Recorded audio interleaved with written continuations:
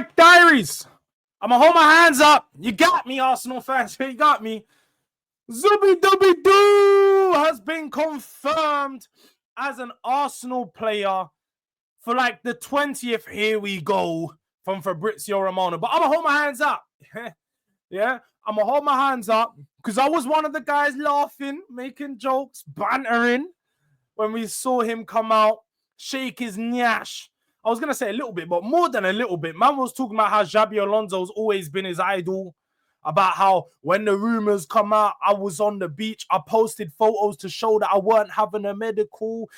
He was doing everything to say that he wasn't an Arsenal player. But it looks like it is all but confirmed as Fabrizio Romano has put out the tweet. Arsenal will play slightly more than the 60 million euro release clause as part of the pact with Real Sociedad for Martin Zubimendi deal. The fee will be a bit higher, but allowing payment in installment terms as clubs share excellent relationship. Here we go, confirmed. But, at what cost? Because I don't know if people do know, but there was also some other news that released at a similar time. And it looked like there was some impact on the Zubi deal that's having on their current team. Because there will be no more parties at Arsenal. No more. As he looks like he is on his way out. Thomas Partey has been confirmed. Negotiations between Arsenal and Thomas Partey over a new deal are not advancing. No agreement so far, and now concrete chances to part ways in the upcoming days. Thomas would be available as a free agent. So Arsenal could potentially lose out on the player they paid £45 million for free. So when you say you're bringing in Martin Zubimendi, at what cost? The cost is Thomas Partey, Arsenal's best midfielder last season. Now, looking at this from an objective standpoint, I think Zubimendi is a great replacement for Partey. If you can't keep both of them, you've probably got to be happy the fact that you've got Zubimendi. He was wanted by Liverpool, wanted by Real Madrid, wanted by a few big clubs because he is a great all-round midfielder. Even City were looking at him in last summer when they were looking to have someone come in for Rodri, as we saw him do in the Euros last year. He's a great all-round midfielder, can slot in at the 6, but also play in the 8. He's a bit around. He can play in all those positions. Now, the profile Arsenal need and what they're going to miss from Thomas Partey is his passing. His ability to play through the lines, make those forward passes is one of the best things that he does, and one of the things no other midfielder for Arsenal is currently doing. Declan Rice, one of his biggest issues is, I'm a big fan of him, have been since West Ham, but one of his biggest problems is he cannot progress the ball. He can drive with the ball through the middle. He can run straight through the middle of the pitch at times. But when it comes to making the passes and trying to progress the play through passing, he just doesn't have the ability, whether it's he lacks the eye for the pass or he just lacks the ability to play those line breaking passes and play it in between a few players. I think he just lacks the risk adversity or the ability to take that risk in those moments. So with Declan Rice, they don't have that. And I looked a bit more into this to see how it's matching up, because at this moment in time, it looks like Zubimendi is a direct replacement for Partey. So I ran the numbers and I thought, let me look at the data, because I've watched Partey a lot more than I have watched Zubimendi this season. So it would be biased of me to think that Partey is a better player. Now, I'm obviously not an Arsenal fan. So when I watch Partey, I do watch him with a critical eye, because I do think that although he does many things good, he does look a bit leggy. He's obviously 32, 33. I know he's plus 30, so he's over 30 right now. He's been slowing down throughout his play, lost a bit of that PMP that he used to have.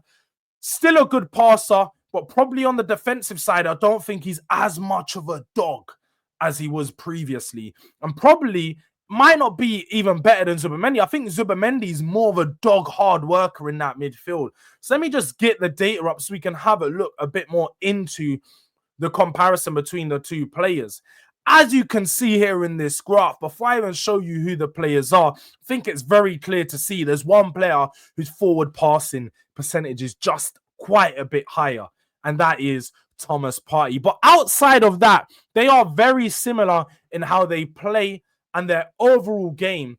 But what you can see here looking at this graph, as Zubimendi is a better all-rounded midfielder, just outclassing him and being a little bit better on the defensive side of things, most definitely, with his duel percentages higher and his defensive actions quite a bit higher, 73.4 as opposed to 49.9. The duel percentage, again, they're very close. You know, they're pretty close when it comes to duels. Progressive carries, Martin Zubimendi is higher than Partey. So I did say the passing side of things, the percentage you can see here, Partey is higher, but still, Martin Zubimendi ranks just a little bit higher in the forward passing aspect, but Partey makes more percentage of his passes are forward. So Zubimendi's more of a controller. He will get the ball and move it side, move it forward. More of the Jorginho role that he's going to be replacing that Arsenal have missed over the last season or so, probably not at that higher level needed. And you can see that in the key passes here.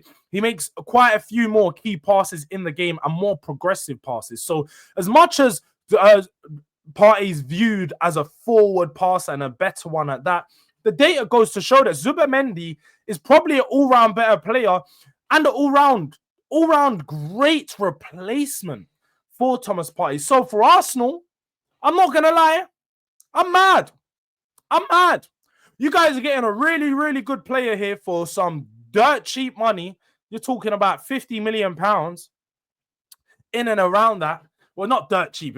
It's hard for me to say dirt cheap. But in this market currently, you're looking at playing £50 million for some of the potential strikers and so on. For 26 years of age, you're getting a midfielder in his prime, a midfielder that's ready to compete, someone who's not been at that top level as of yet, but is ready to take that step at the top level. He's obviously won the Euros with Spain, so he has competed at a decent level in the Euros, but it's probably just not played at the high enough level with regards to Champions League. So we're yet to see that, but we'll see that next season in an Arsenal shirt. Let me know what you guys think of the signing of Zubimendi in the comments. Is it a good signing? Is it a good price? Let me know your thoughts on it. Thomas Partey leaving Arsenal. What do you think of that? How is that going to impact their team? Let us know in the comments below. But yeah, man, look. Zubimendi, good signing. Thomas Partey, good player on his way out. Arsenal look like they're doing some serious business. And if we don't wake up, it will be another season below them. So Spurs, wake the fuck up. Arsenal, slow the fuck down. But on that note, make sure you're following me on all my social platforms, as you can see here. We are on the road to 5K, so would appreciate your support in helping me get there. So tell your friend to tell a friend, to tell their Marge, to tell their husband, to tell their son. Yeah? Subscribe to Durag Diaries. You know, one of them ones. Subscribe to your boy. Show some love. Content coming every single day. Uploads and lives. Keep a lookout. Tap the post notification bell. Until next time, this has been your boy Durag Diaries. We're out.